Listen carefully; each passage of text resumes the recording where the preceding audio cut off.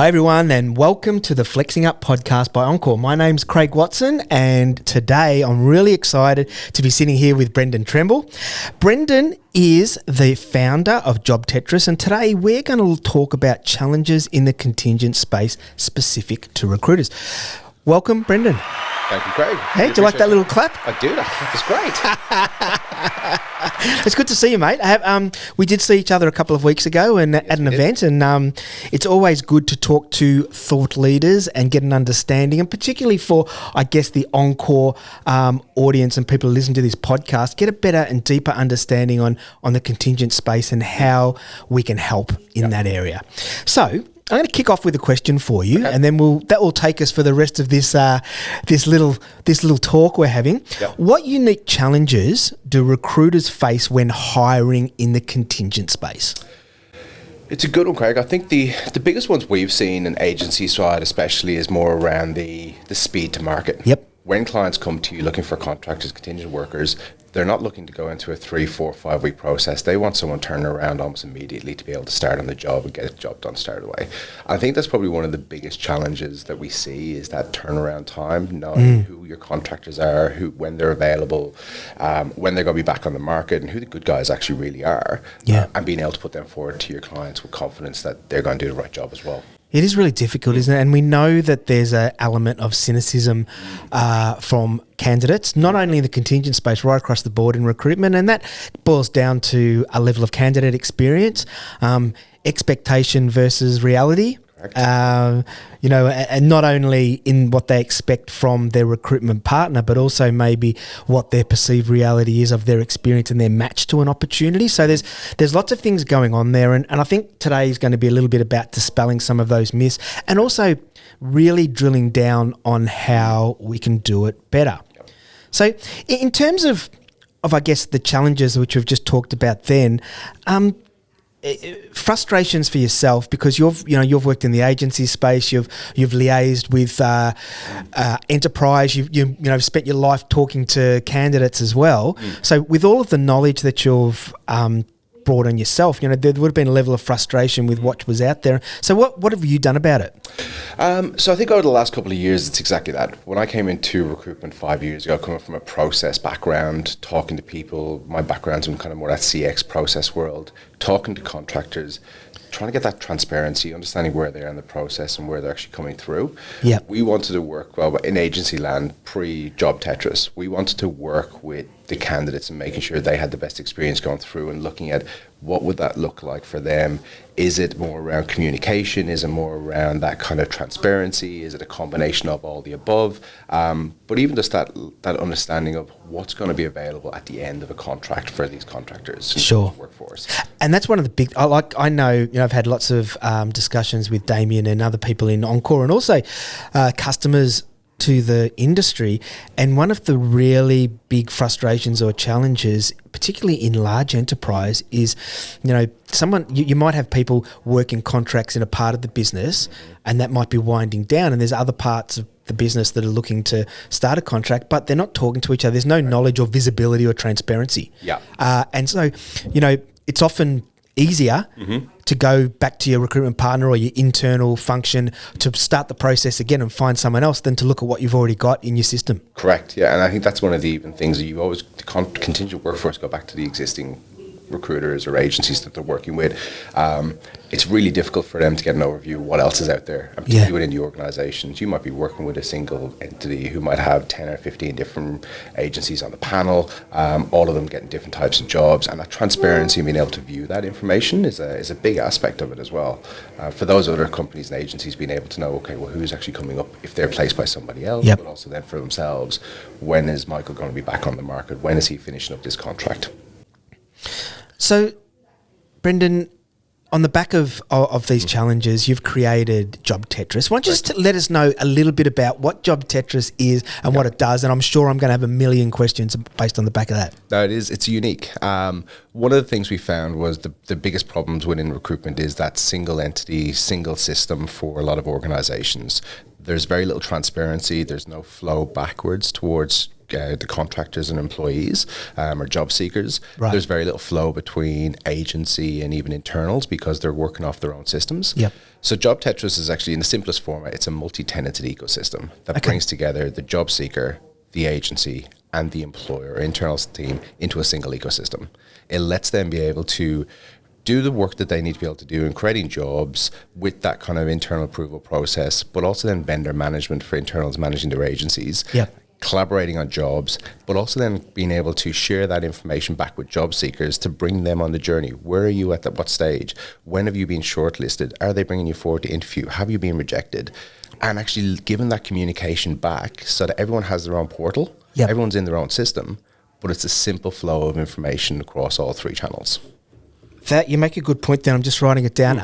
Own portal. So, Yes. so a job seeker or a candidate or a contractor, they have their own login. Correct. And what would they be able to see? So they can see what they've applied for, where they're at in a process. How would it work? So for a job seeker, we have our simple job tracking system. The job seeker can go in and bring in any job from any job board, whether it's Seek, Indeed, LinkedIn, copy all the job information across so they can manually track their jobs themselves if they wish.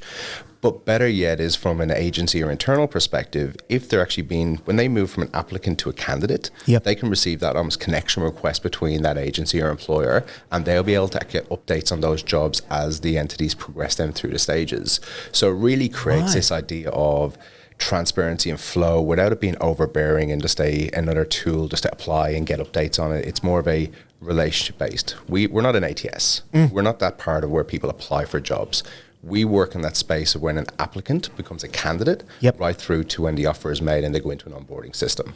That makes a lot of sense. I mean, putting my recruiter hat on at the moment, there's a lot of parts of a process, right? Yes. From identification, putting them into matching with a job, phone screen, interviews, however many that may be, feedback with client, and this happens internally and agency, all the way through to offer and maybe even reference check and all those sorts of things. And from a candidate experience perspective, candidates rarely, if ever, are receiving updates or knowledge of where they sit. It's usually verified that we've received your application. Correct. If you get through the first phase, we'll contact you for an interview, right? Correct. And then sometimes even after an interview, there's no feedback or no knowledge of where they are for weeks. But that doesn't mean things aren't happening in the background. So if it's a knowledge sharing platform, that can only help the candidate in terms of ease of mind, understanding of where they are, and managing the number of individual roles that they're currently in the process of. Correct. And it works from a multitude of different standards, from the job seeker, contractor, employee, or whatever you want to call that entity, and also the company who you're actually working with.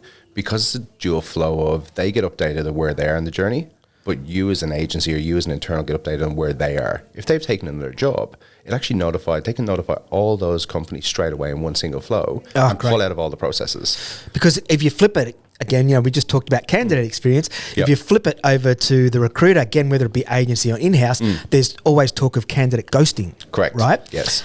So that's when a candidate's, because let's be honest, we're living in a fantasy world if we believe that a candidate is only applying for one role at one time. If they're active in the market, they're mad if they don't try to explore the market, right? When they receive their offer and acceptance for a particular opportunity, for them, that's the end, right? And they switch off because they go, wow, hang on, here's the new part of my life. Correct. So from a recruiter perspective, we translate it as being ghosted because all of a sudden all communication's cut. Correct. So you're saying from the JobTetris platform, they can press a button or something to say that they have accepted an opportunity? Correct. And all recruiters will be notified? Correct. We just give them an option. If you're managing the entire process through and one company gives them an offer, they'll actually come up with a notification saying, do you want to notify all your other jobs that you're withdrawing from the process?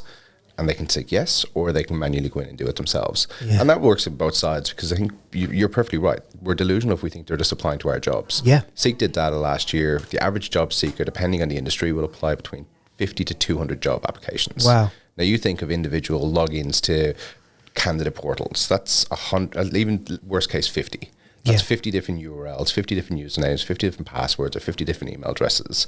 They're not going to update people. They don't care. They don't care enough because it's a commodity for them. And that's okay, because it is. It's a hard thing looking for a job. For our system, though, it's more about bringing it back, giving them the ability to track their work and keep everything simple. Think for like a glorified spreadsheet. Yeah. Everything in one place, but the benefit is actually connects to all those different entities that they're managing through the different jobs. Is there an ability for the candidate, and I'm talking, bringing it back to the contingent space again, Yep. when they notify that they've accepted an opportunity, Yep. is there a way for them to sort of set it to sort of let the system know how the length of that, so that when they'll be ready again? Correct. And they can also set that themselves when they're coming back on the market. So one of the features we built out predominantly for agencies is contractors can go in and say, I'm available soon, and set their availability date of when they're actually coming back on the market, or if they're in kind of the expression of interest stage of I'm keen to look. Yeah. And that will actually update all those agencies that they've previously connected with. So it's not like a LinkedIn where you put up your details and everybody gets to see it. You get You to put select. a little I'm looking for work ring Correct, around your correct. photo. And people have stopped doing it because, again, look, agencies reach out to them and people get plagued. The idea of JobTetris is a relationship-based system. It's work with the agencies and employers that you want to work with, that you want to share your information with. So there's no conflict in the sense of you accidentally sharing it with your boss or employer of another company. It's you get to select of, I worked with these 10 agencies last time and I really liked them. I'm coming back on the market, notify these 10 agencies, ignore those other 2. So it's up to the agency to actually be able to build that relationship. Okay, and what about from the other way? So a recruiter, whether they be agency or in-house, has gone through a process and someone was appointed to a contract. Yep. And another opportunity comes up similar, and you've got this pool of people who have applied in the first part. How does that all work? It's a very similar way. So when we actually create the job, we create the start and end dates for the job, as well as everything else around salary requirements, budgetary cost if you're using agencies, and the analytics part of this will bring a massive amount of information kind of in months ahead. But it's the exact same way. So once a contractor is put into a role through the system, we'll actually be able to notify those people and give them the update to say, they're back in the market in 3 weeks or 4 weeks or whatever it's going to be, to have that data right in front of them in a single place.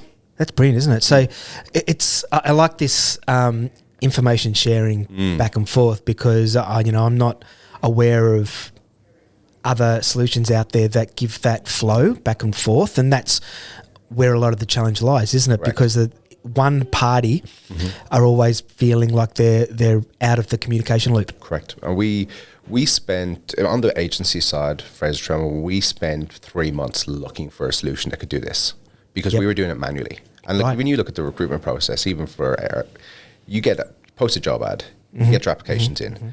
Everything past receiving those applications, from screening, shortlisting, scheduling interviews, scheduling more interviews, right through to offer, is actually done by phone and email. Yep. All you're using your ATS for is actually manually updating the information.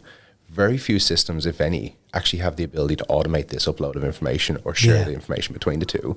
Even if you have a candidate portal or an employer portal, like I spoke to another fairly big agency a couple of months ago who they had their own candidate portal and did the exact same kind of thing that we want to be able to do with JobTetris, in that people would apply through this agency.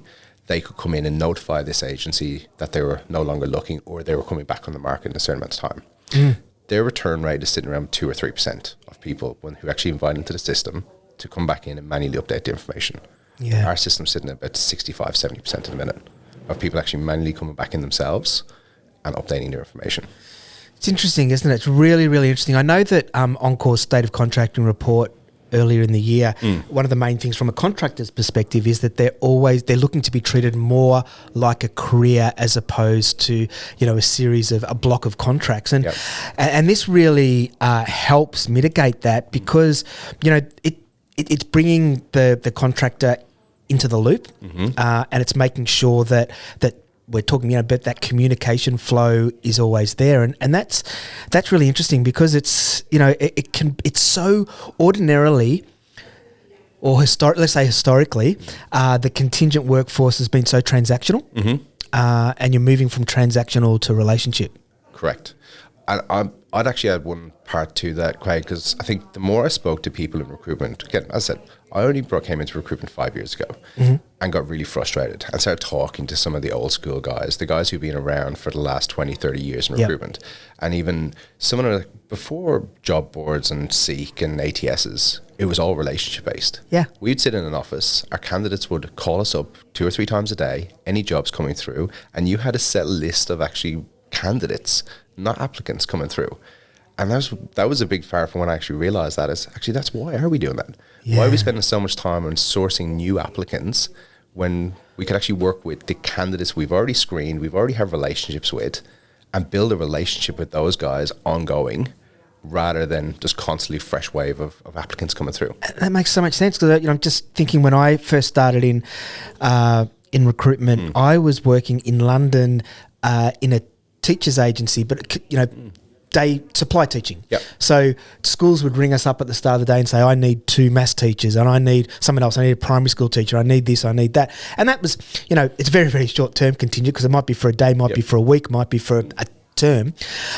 But we went off our list. We had our little Rolodex, and it was up to the teachers, particularly the ones going from day to day, to ring us at the start of the day to let us know they were available. Right.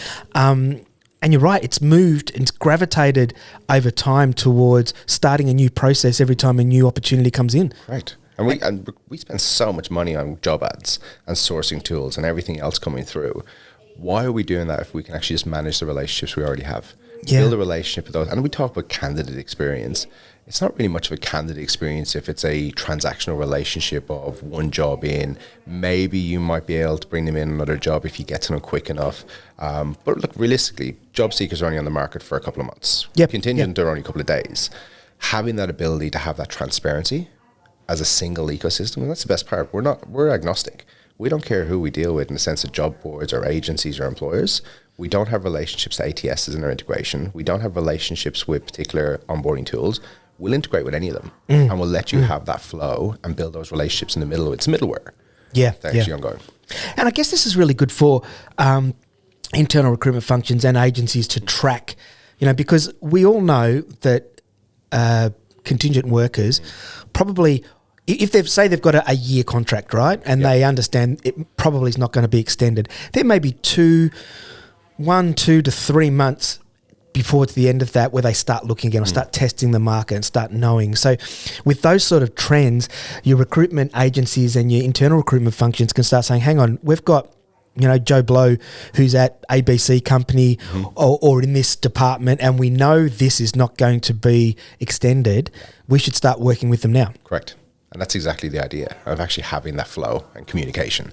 Like I spoke to some good friends, again, big agencies, and look, our agency is very small, boutique. We don't get the volume for those contractor roles to guarantee a contractor going into another role. But that's their biggest part, big agencies. They have teams of people who literally just sit there looking at when contractors are coming up and making sure they have a contract role to put those contractors in the next one, because they know they lose them. If they lose them after that one contract, they go to another agency or another internal job, they're gone forever.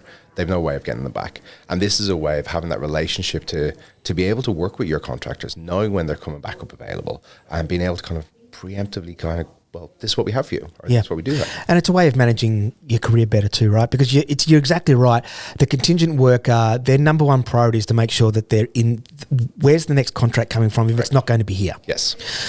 And in terms of, let's say, loyalty or brand loyalty, it's unfair I'm not painting everyone with the same brush, but their loyalty is to their family or themselves and keeping themselves in work, right? So if if they're working in a role for a Hayes and Michael Page taps them on the shoulder 2 months out and says, I've got this great, then there's no loyalty there, right?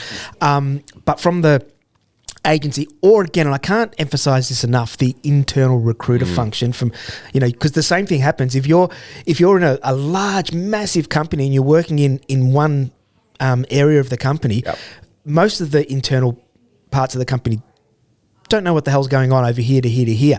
That comes down to the internal function. And if they're using a platform like this, they can manage it a lot better.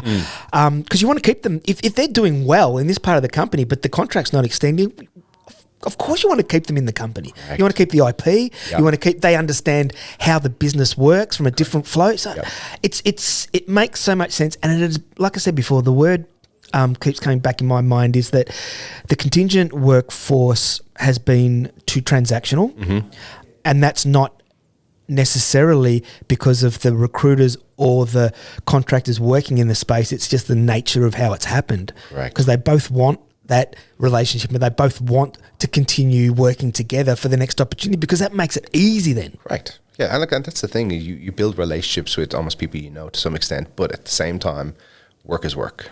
And if you can't give me the work, I'm not going to sit around waiting for it. It's not like real estate, and you partner with a real estate agent and selling your house or buying your house, and generally you almost stick with the same real estate agent for years to come.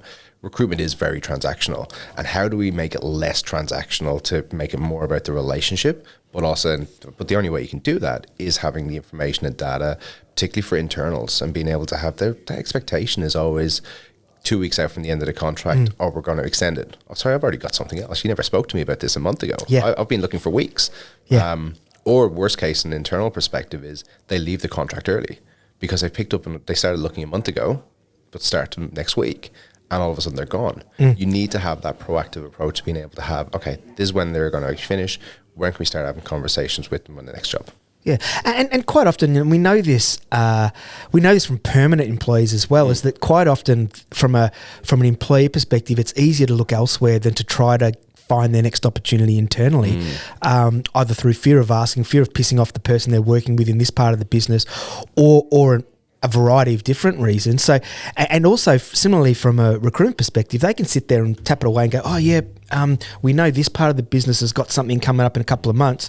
We'll just wait on because I know we've got people over here, and there's no communication and there's no understanding. So I think to remove those barriers is really, really amazing. Yes. Really amazing. But let's, with JobTetris, so a couple of questions that have popped into my mind while we're talking. Privacy. Yes. So candidate privacy, how do you deal with all that? That was actually probably one of the first things we had to work on, because it's that multi-tenanted system, and we know recruitment, like it's simple in a single tenant system. It is simple to have security and privacy because information is just flowing into one account, and that's the person who owns it. For us, every account owner, whether it's we call them the job seeker, agency, or employer, they have to be able to retain their own data and be able to only share the data that they actually want to. So the security mechanisms we sent up, tokenized security around job seekers can connect only with the jobs that they actually are, agencies, employers they want to connect with. They can actually select the data in their profile, what they want to share. So there's 3 different options. It can either be visible or hidden, or available upon request. Yeah. So it's that kind of element of a candidate can have all the profile built out, all the information between where they want to work, type of work they want to do, salary requirements, but you might have it hidden, or even documents is the same thing. And when they connect with an agency or an internal, they can see that this stuff is available, but they might have to request it because the candidate doesn't necessarily want to share straight away. But it also works both ways in the internal agency relationship. An internal can engage a recruitment agency on a job. They can also recruit 5 or 6 different recruitment agencies on the same job, and control the information. So agencies can shortlist candidates, but one agency can't see what another agency shortlists. They can see all the document flow coming through and get that level of understanding and information, but it's pretty much flowing up in the sense of it's only sharing the information that person has willingly shared in the first place. Yep. Without the ability, and then you can request it, of course, to kind of come back down. And I'm sure that in your discussions, as JobTetris has entered the market and evolving, there are people who are asking all sorts of things on, can you do this, and you've probably got a roadmap as long as the Hume. But it's things like, I guess a lot of people from a recruitment perspective would say, well, we've got 6 or 7 pieces of tech that we're using. Correct. Because you are saying that you're not a ATS as a system, your platform. Is there in the future or even currently, on the roadmap to look at integrations with? 100%. Yeah. We've just actually finished the job ad integration. So you can actually, through JobTetris, either receive a job from a client or send a job to a client, upload into your job adder, so then post a job ad through job adder, receive your applications, and then your long list, send those back through.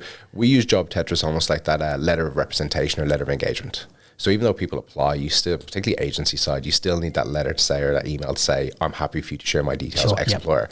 That's what we actually have, that connection part. So it's fully integrated back and forth. Your ATS can maintain as your single source truth. Yep. I said we don't necessarily want to play in that space. We've very much bookended our system to sit in the middle. It does what it does, and that's where we want it to kind of stay. We want the actual recruitment process because there's 2,000 ATSs in the world. Yeah, we don't necessarily want to replace them, and a lot of people have the functionality in different ATSs that they like. That's right. And look, from a rec tech perspective, replacing an ATS is one of the most difficult things for an internal function to do, because they've got they're aligned with so many different third parties. Yes. Sometimes they're using a large HRIS with a ATS sort of little plug-in. So if there is the opportunity to integrate and work with that helps. Yeah, and helps the industry, right? We knew that from day dot when we actually built it, that integrations were going to be critical to make sure, because recruiters they're busy. They've got a lot of work on. We want to make this whole idea of JobTetris and the middleware. We want to automate a lot of the process and flow of information. We want the agency owners or the head of talent to be able to look at JobTetris and say, this is actually saving us a bloody fortune of man hours in sending emails and communications back and forth. Yeah. So you've obviously put a lot of, effort, research, hours and dev into this, and a lot of that. With that comes a lot of thinking about what might come in the future and what the next evolution of recruitment industry is. And particularly from a contingency or contingent perspective, where are you seeing the industry headed? I think the part we keep touching on is transparency. Yeah. In actually being able to make recruitment a little less transactional and bringing that trust and relationship into the process for everybody involved, and particularly for that contingent workforce, and having that peace of mind of the agencies they work with, that they can get them the next job, that they can fill the information, that they have that trust and need. And even from an organizational standpoint, it's the data and understanding the analytics behind that. Yeah. How many people are we actually going through to find the right applicant and the right candidate? And how many people, how long are people lasting in one job? What does that look like from the different agencies we're using? If we're giving it to them exclusively, are they more likely to hire faster and quicker if we give it exclusive versus contingent? Which is an interesting debate that we've had a lot of time, and kind of that speed to market in contingent versus exclusive. But yeah, look, there's the idea of JobTetris is to be that middleware, to make recruitment more transparent, to give better understanding of the process, and kind of have that better feed and build a relationship between all three, because that at the end of the day is the most important part. Mate, if anybody's listening and they would like to reach out to have a discussion just a little bit more about JobTetris and how you work within the industry, could be a contingent worker, could be an agency, could be an enterprise internal function, what's the best way to reach out to you, mate? Email, LinkedIn, website, they're all available.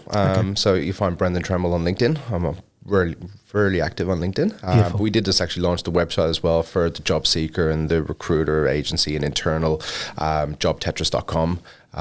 Anyone can go there and see all the list of features and the work that we do. We're very transparent with our pricing as well, for everyone to be able to get in and use the system. Did I mention the system's free for everyone to get in and try it?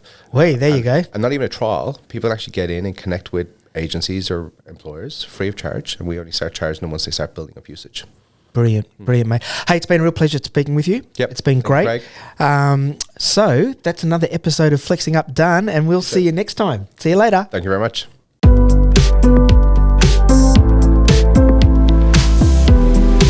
Thanks for listening to this episode. Make sure to subscribe via your preferred podcast platform, and for more information on Encore, visit encoreservices.com.